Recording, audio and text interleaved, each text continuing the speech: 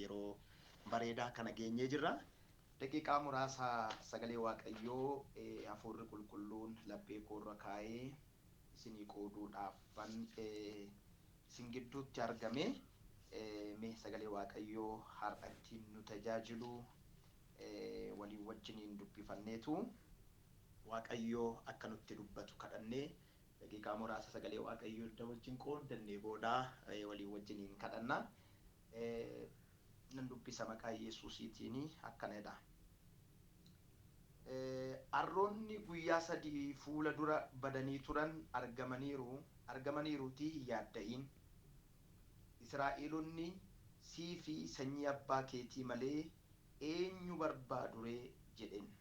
Saa'ol immoo deebisee ani gosoota Israa'el keessaa gosa Biniyaamiin isa xinnaa keessaa mitiiree gosa Biniyaamiin keessaa iyyuu immoo qomoon abbaa kootii hunduma irra xinnaadha mitiiree maaliif wanta akkasii kana anatti dubbattaa jedha.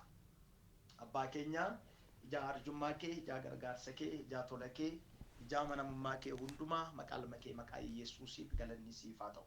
Ayyaana kee nu baay'istee yeroo eebbifamaa akkasii nuu kennitee yeroo kana immoo fuula keetti yaa Waaqayyo walii wajjiniin dhiyaanne aniif obboloonni koo dubbii keessa dhugaa kana sirraa akka argannuuf carraa waan nuu laatteef waan nuu eeyyamteef maqaa Yesuusiin galanni siif haa ta'u. Hafuurri qulqulluun inni jireenya namaa haalaan hojjetu maqaa Yesuusiin yeroo kanaa jalqabee jireenya keenya haaraa godhee haa hojjetu. Sagalee kee nu ergi nutti dubbadhu maqaa ilma kee maqaa Yesuusiin ameen. Galanni guddaan Waaqayyoof haa ta'u. Sagaleedhuma yeroo baay'ee nu lallabamu yeroo baay'ee dhaga'aa turre yeroo baay'ee tajaajillee dhadheetan amanaa.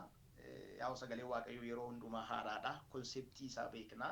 Garuu guyyaa guyyaatti immoo ergaa haaraa keessaa nu barsiisa Waaqayyoo. Sagalee Waaqayyoo kun sagalee dinqiidha. Sagalee dinqii kanatu jireenya keenya akka dinqiitti hojjeta jechuudha. Maqaan Waaqayyoo haa eebbifamu. Kutaa kana akkuma isin beektan Waaqayyoo namni biyya Israa'el gaggeessu akka argamu gochuu isaati yookaan immoo Waaqayyo nama biyya Israa'el gaggeessu mul'isuu isaa jedha. Mul'isuu isaa jedha. Hojjetee bocee karaa qabsiisee kallattiitti agarsiisee mul'isuu isaati kan inni haasa'u. Kutaa kana keessatti akkuma isin beektan iddoon ani dubbisee macaafaa Saamu'eel isa duraa boqonnaa 9 lakkoofsa 20 kaasee hanga 21tti kan jiru 20 fi 21dha kanan dubbise. Isin garuu Saamu'eel isa duraa boqonnaa 9 lakkoofsa 1 kaaftanii hanga dhumaatti jechuun hanga lakkoofsa 27tti yoo ilaaltan seenaa guddaa, seenaa dinqii, seenaa yeroo baay'ee dhaga'aa guddanne, seenaa yeroo baay'ee nuu lallabameedha jechuudha kan nuti dhageenyu. Maqaan Waaqayyoo bara baraan kan eebbifame haa ta'u. Seenaa kanarraayyii hafuurri qulqulluun har'aa nu barsiisa jechuudha. Galanni Waaqayyoof haa ta'u. Akkuma isin beektanii Qiish qomoo Israa'el ijoollee Israa'el keessaa isa quxisuudha. Qiish kun immoo ilma baay'ee bareedaa ta'e, dhaabbiitti tolu, hojjaan isaa baay'ee bareedaa ta'e, bifti isaa baay'ee bareeda kan ta'e ilma dargaggeessa qaba turedha. Innis ilma quxisuu qaba, ilmi isaa immoo Saa'ol jedhama. Yeroon kun yeroo itti sabni Israa'el mootii barbaadudha, gaggeessaa barbaadudha. Mootii barbaadu, lubummaan yeroo itti naaqame, lubummaan yeroo itti tuffatame, lubummaan yeroo itti jibbame, manni Heelii, tajaajilli Heelii, gochi ijoollee Heeliidhaa mana qulqullummaa yeroo xureesse, yeroo itti manni qulqullummaa xuraa'e, yeroo itti sabni Israa'el fedhii yookiin immoo murtii haqaa dhabe, yeroo sabni Israa'el murtii dabaatiin dararame, yeroo manni Israa'el tajaajila Saamu'eelii fi Eelii fi tajaajila ijoollee Eelii jibbe, gochi ijoollee Eelii daangaa darbee bakkee ba'ee yeroo itti mul'atedha. Akkuma isin beektan sabni Israa'el yeroo adda addaatti saba maqaansaa kaafamuudha. Sabni kun saba Waaqayyoo ergaa guddaa ittiin barsiisuu barbaade kakuu haaraa keessatti waan ta'eef akeekni Waaqayyoo, xiyyeeffannoon Waaqayyoo, feetu Waaqayyoo yeroo hundumaa saba kana wajjiniin socho'a jechuun hin danda'amu. Kanaaf sabni kun yeroodhaa yerootti lubootaa fi moototatu isaan gaggeessa. Harka baay'ee sabni Israa'el kan isaan irratti xiyyeeffatan luboota irratti jechuun jireenyi isaanii Waaqayyo wajjin walitti hidhamaadha. milkaa'inni isaanii Waaqayyoo wajjin walitti hidhamaadha. Lolli isaanii Waaqayyoo wajjin walitti hidhamaadha. Mo'ichi isaanii Waaqayyoo wajjin walitti hidhamaadha. Mo'amuun isaanii Waaqayyoo wajjin walitti hidhamaadha. Yeroo Waaqayyo akka isaan mo'an barbaadan hin mo'atu. Yeroo Waaqayyo akka isaan mo'aman barbaadu hin mo'amu. Yeroo Waaqayyo akka isaan mo'an barbaadan humna guddaa otoo hin qabaatiin, cimina otoo hin qabaatiin, dandeettii otoo hin qabaatiin, haala adda addaa haala rakkisaa keessatti Waaqayyo mo'icha isaanii kenna. Akka isaan mo'aman yeroo barbaadu immoo utuu isaan qophii ga'aa qabanu, utuu isaan meeshaa waraanaa ga'aa qabanu, utuu loltoota ga'aa qabanu Waaqayyo isaan moosisa, hin mo'amu ture. Inni kun icciitii gurguddaa jireenya kiristaanummaa keessatti nu barsiisudha. So waan kana hundumaa haasa'uu waan hin dandeenyeef gara xiyyeeffannoo ergaa koo har'aatti hin deebi'a. Mata duree yaada Waaqayyoo yaaduu jedhu irratti yeroo gabaabaadhaaf walii wajjiniin qooddanna. Maqaan Waaqayyoo kan eebbifame haa ta'u. Egaa kutaa kana keessatti akkuma argitan mana qiish keessaa taateen tokko mana qiishitti ta'e. Mana qiishitti maaltu ta'e? Harroota inni ittiin jireenya isaa gaggeessutu mana qiish keessaa bade. Mana qiish keessaa harroonni badan. Gara lakkoofsa lamaatti ol deebitan qiish ilma bareedaa Saa'ol jedhamu tokko qaba ture. Itti lakkoofsa irratti harroonni qiish abbaa Saa'ol duraa badanii waan turaniif qiish gaaf tokko Saa'ol ilma isaatiin mee ka'iitii dargaggeessi keessa tokko fudhadhu dhaqii harroota kana barbaadi ittiin jedhe. Kana irratti walii wajjin ka'anii biyya gara kan Efreem gubbaa, kutaa biyya Shaaliishaa, biyya Sha'aaliimii, biyya Biiniyaamiin hundumaa በጣም የሚገርማችሁ ነገር kutaa kana keessatti lakkoofsi 4 kan irratti walii wajjin ka'anii biyya gaara isa kan Efreem, biyya Efreem daangaa kutaa biyya Efreem jedhamu keessa, kutaa biyya Shaaliishaa jedhamu keessa, kutaa biyya Shaa'iliim jedhamu keessa, kutaa biyya Biiniyaam hundumaa jechuun kutaa afur guyyoota sadiif jooranii barbaadan. Isaan harree mana abbaa isaaniitii bade barbaacha deemu. Yeroon kun immoo yeroo itti sabni Israa'el iyya wal fakkaataa, fedhii wal fakkaataa qabudha. Sabni Israa'el boqonnaa 8 lakkoofsa 5 duubatti deebitanii yoo ilaaltanii Waaqayyotti iyyata tokko dhiyeeffatanii turan. Duubatti yoo deebistan lakkoofsa tokko kaaftanii sabni Israa'el mootiin akka isaanii moosifamu gaafachuu isaanii jedha. Saamu'eel yommuu dulloomee ilmaan isaa abboota firdii ta'anii Israa'eliin akka gaggeessan hin godhe. Maqaan ilma isaa inni hangafaa Yoo'eel kan isa quxisuu immoo Abiyaa jedhama ture. Isaan mandara Beersheebaatti abboota firdii turan. Isaan garuu akka abbaa isaanii hojii isa qajeelaa duukaa hin buune. Bu'aa dalgaa argachuudhaaf gabbarsuu fudhatanii firdii hin jal'isan. Kana irratti jaarsoliin saba Israa'el hundinuu walitti qabamanii Raamaatti Saamu'eel bira dhufan. Jaarsoliin sun Saamu'eeliin kunoo ati dulloomteettaa, ilmaan kees hojii kee isa qajeelaa duukaa hin buune, sabni kan biraa hundinuu akkuma qaban amma nuufis firdii kan kennu mootii nuuf moosisi ittiin jedhan. Saamu'eel garuu hamma nuufis firdii kan kennu mootii nuuf moosisi jechuun isaanii kanatti hin gammanne. Kanaafis Waaqayyoon hin kadhate. Waaqayyo yommuu Saamu'eeliin jarri kun ana isa isaan irratti mo'e tuffachuu isaaniiti malee si tuffachuu isaanii miti. Ammas waan isaan sitti himatan hundumaa dhaga'iif. Waanuma biyya Gibxiitti gaafan isaan baase jalqabanii amma har'aatti ana dhiisanii waaqayyoolii ormaa waaqeffachuu isaaniitiin hojjetan si irratti sin hojjetu. Ati garuu Waaqa isa sitti amantan, ati garuu waan isaan sitti himatan dhaga'iif. Haa ta'uyyuu malee mootii isaan irratti mo'u maal gochuuf akka jiru cimsii of eeggachiisii jedha.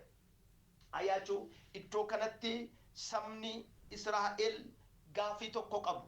Gaafiin isaan qaban gaafii mootii isaan tiksuuti, mootii isaan hoogganuuti, mootii murtoo qajeelaa isaanii kennuuti, mootii firdii qajeelaa firdii isaan barbaadan isaanii kennu, mootii dhugaa isaanii eegu, firdii isaanii eegu, mirga isaanii eegu, dirqama isaanii immoo isaan baasisu, mootii seera qajeelchuudhaan saba kana boqonnaatti jiraachisuu barbaada. Kunis maalinni akkuma jalqaba isinii kaase Eeliin dulloomuurraa kan ka'e Eeliin ijoollee isaatti dabarsee kenne, ijoolleen Eelii immoo firdii jal'aa argachuudhaaf, bu'aa dalgaa argachuudhaaf, faayidaa dalgaa argachuudhaaf waaqayyotti dugda gatanii dhugaa sabaa sharafanii. Sana booda sabni Israa'el jaarsolii biyyaa walitti qabataniitu jaarsoliin biyyaa dhufanii Saamu'eeliin akkana jedhan, akkuma namoonni kaan mootii qaban, gaggeessaa qaban, nutis mootii isaan barbaanna, gaggeessaa nama nu gaggeessu barbaanna, silazii nama mootii nuu moosisu nuu muudi jedhaniitu Saamu'eelitti iyyatan. Saamu'eel gaafiin kun ittiin tolle, gaafiin kun isan gammachiifne, feetii kun isan gammachiifne. Isa booddee Saamu'eel namni waaqayyoo raajiin jira, raajiidhaan dhufanii ati nu gaggeessi jechuu dhiisaniitu mootiin akka nu gaggeessu jedhan. Sana booddee Saamu'eel waaqayyotti iyye, waaqayyos immoo waan isaan siin jedhan, waan isaan si gaafatan godhii fi ittiin jedhe. Egaa iddoo kana keessatti akkuma isinii kaase fedhii gurguddaa lama waliin wajjiniin argina. Kan hin dubbachuu barbaadus isa kana waan ta'eef, fedhiin inni tokko fedhii mana Saa'ol yookaan mana abbaa Saa'ol, mana Qiish, fedhii yookiin ajandaa Saa'olitti kennameedha. Fedhiin inni lammaffaan immoo fedhii mana Israa'el, qomoo Israa'el 12 fedhii saba waaqayyoo isa Saamu'eelitti kennameedha. Sabni Israa'el jaarsolii biyyaa bakka buufatanii karaa jaarsolii biyyaatiin Saamu'eelin mootii nu moosisi, sana booda mootii nu bulchuu barbaannaa ittiin jedhaniiru, mootii barbaadu. Manni Qiish immoo arreen badaniiru, arreen baduudhaan Qiish mucaasaa Saa'oliin dargaggeessa keessaa, hojjataa keessaa tokko fudhadhuutii deemi barbaadi ittiin jedhe. Saa'ol eeyyam gaafii abbaa isaatii fudhatee deemaa jira. Saamu'eelis gaafii waaqayyoo keessummi raawwachuudhaaf deemaa jira. Argitanii fedhii lamatu jira jechuudha. Fedhiin lamaan kun raawwatee fedhii saba waaqayyoo, fedhii waaqayyoon bakka bu'uu fi fedhii nama dhuunfaati. Fedhii nama dhuunfaatii fi fedhii biyyaati. So waaqayyo yeroo sanatti sabni waan barbaadeef, sabni waan itti iyyateef, itti gammaduu baatuyyuu iyya saba sanaa deebisuu waan barbaaduuf waaqayyo mootii barbaada. Saa'ol immoo arree abbaa isaatii kan ka'ee isaaniitii badan barbaada. Isaan kun lachanuu boqonnaa barbaadu, irafti falligaalu, salaami falligaalu, nacaannati falligaalu. Arree jechuun jireenya tajaajila kakuu haaraa keessatti gama tokkoon jireenya aarsaa hin taane yoo ta'e, bara tajaajila kakuu moofaa keessatti garuu faayidaa guddaa kan kennu, geejibaaf kan itti fayyadamanidha. Mi'atti fe'achuuf kan itti fayyadan, yaabbachuuf kan itti fayyadan, ispeeshaalii aadaa warra Israa'elotaa keessatti immoo gaggeessitoonni, mootiin nagaan, warri biyya bulchan, warri biyyaaf hojjetan, hojjetoonni biyyaa warri dhugaan, warri biyya irratti aangoo isaanii mul'isuu hin barbaanne arree fayyadamu ture. Arreen mallattoo nageenyaa ture. Arreen mallattoo dadhabbii namoota irraa fuuchuu ture. Arreen namoota boqochiisuudhaaf mallattoo ture. Kanaaf fedhii lamatu jira jechuudha. Fedhii lamatu duukaa jira jechuudha. Isa booddee Saa'ol akkuma manaa ba'een biyyoota gurguddoo 4 gara biyya 4 maqaa dhaheetu akkuma jalqaba isinii dubbise gara Efreem, gaarota biyya Efreem, kutaa biyya Shaaliisaa, kutaa biyya Sha'aliim, kutaa biyya Biiniyaamin hundumayyuu keessa naanna'anii barbaadanii hin dhabanii jedha. kutaa biyya Zuuf yommuu gaan, kutaa biyya shanaffaa gaan. Bataam migarmaachuu nagar Israa'el qomoo 12 keessaa Leewwii irraa kan hafe laba kutaa 11tti qoodatan. Israa'el Leewwonni mana qulqullummaatti jiraatu lafti isaan hin qoodamne isaan irra kan hafe qomoon 11 lafa kutaa 11tti qoodatan. Biyya 13 biyya 11 jechuun kutaa biyyaa 11tti qoodatan. Kutaa biyyaa 11 keessaa 4 keessa deemanii barbaadanii dhabanii gara biyya Zuuf kutaa biyya shanaffaa dhufanii jechuun qixxee biyya Israa'el guutummaa biyya Israa'el waliin ga'uudha jechuun. Bataam migarmaachuu nagar biyya shanaffaa irra gaafa isaan ga'an kutaa sana keessatti Saa'oliif yaanni tokko dhufeedha. Yaanni dhufe maalinni amma erga manaa baanee guyyaa sadii jechuun bataam kakuu haaraa keessatti hiika mataa isaa danda'e qaba. Tiriiniitiidha. Tiriiniitiin immoo tokkummaa Waaqayyooti. Gama biraatiin fedhii Waaqayyoo bira geenyeerra. በሌላ አንግል የእግዚአብሔር ፍቃድ ጋር ደርሰናል። የእግዚአብሔር አጀንዳ ጋር ደርሰናል። የእግዚአብሔር አጀንዳ ምን እንደሆነ አናውቅም እንጂ አሁን ወደ እግዚአብሔር ሐሳብ ቀርበናል ማለቱ ነው። ስለዚህ ኩታ ከነራ ጋፋ ገቡ ናኦሳ ዮኪን ገርጋራ ሳቲፍ አጀንዳ ቶኮ ዲስ አጀንዳን ሳኦል ዲስ guyyoota sadii biyyoota shanirra deemanii gaara biyyoota shanirra deemanii harroota abbaa isaanii barbaadanii waan barbaadan waan dhabaniif deebi'anii galuudha. Kanaaf sababa kan ta'e abbaan keenya yoo na waa'ee harroota badanii yaaduu dhiisee waa'ee keenya waa'ee yaadda'uuf deebinee gallaa kan jedhu ajandaa dhiyeesse. Ajandaan lammataa ammas fedhii waaqayyoo kan tumsu, fedhii Saamu'eel kan tumsu, iyya sabaa kan tumsu, fedhii waaqayyoo kan bakka bu'u immoo karaa naa'oo isaatiitiin dhiyaate, karaa gargaaraa isaatiitiin dhiyaate kapuura. Karaa naa'oo isaatii gaafa dhiyaatu amma immoo maalinni lakki namni waaqayyoo tokko biyya kana keessa jira jedhanii ittiin jedhe. Galanni guddaan waaqayyoof haa ta'u. Mandaricha akkuma lixaniin kutaa biyya Zuuf yommuu ga'an Saa'ol dargaggeessicha isa wajjin ture sanaan abbaan koo yowwana waa'ee harrootaa dhiisee waa'ee keenya waa yaadda'uuf kottuu gara qe'eetti hin deebinaa jedhe. Dargaggeessichi garuu deebisee fi kunoo namni waaqayyoo tokko mandara kana keessa jira, inni nama ulfina qabeessa, wanta inni dubbatu hundinus dhuguma hin ta'a. Kanaaf kottu gara isaa dhaqnee gara inni itti adeemuun nuuf ta'u inni isa hin gaafannaa jedhe. Gara itti adeemuun nuuf ta'u tifufnee barbaannas yoo ta'e hin deebinas yoo ta'e ajandaa biraa nutti kennas yoo ta'e namni waaqayyoo dhaga'u, namni afaan waaqayyoo ta'e, namni waaqayyootti hin dubbatu tokko mandara kana keessa jira. Inni immoo raajiidha. Haleluuyaa. Ilaaltuudha. Ilaaltuu jechuun dhugaa sabaa kan argu, gaaffii sabaa kan argu, fedhii sabaa kan argu, barbaacha sabaa kan argu jechuudha. Maqaan waaqayyoo bara baraan kan eebbifame haa ta'u. Amma kanaafuu isa bira dhaqneetu inni garatti deemnu nutti himuu jedheenidha. Galanni guddaan waaqayyoof haa ta'u. Saa'ol dargaggeessichaan dhaquu illee hin dhaqnaa, garuu buddeenni qodaa keenya keessa dhumeera, harka fuudhaa nama waaqayyoo sanaaf kenninus hin qabnu, egaa maal qabnaa iyyuu namichaa kenninaree jedhee jedha. Amma immoo inni lammaffaan sababni Saa'ol dhiyeesse ajandaa waaqayyoo biraa hanqachuudha. Ajandaa waaqayyoo biraa hanqachuudha. Maalinni immoo amma inni dura dadhabuusaati, karaa dheeraa deemuusaati, waan barbaadu dhabuusaati. Amma immoo waan barbaachisu waan nama sanaaf ta'u dhabuudha.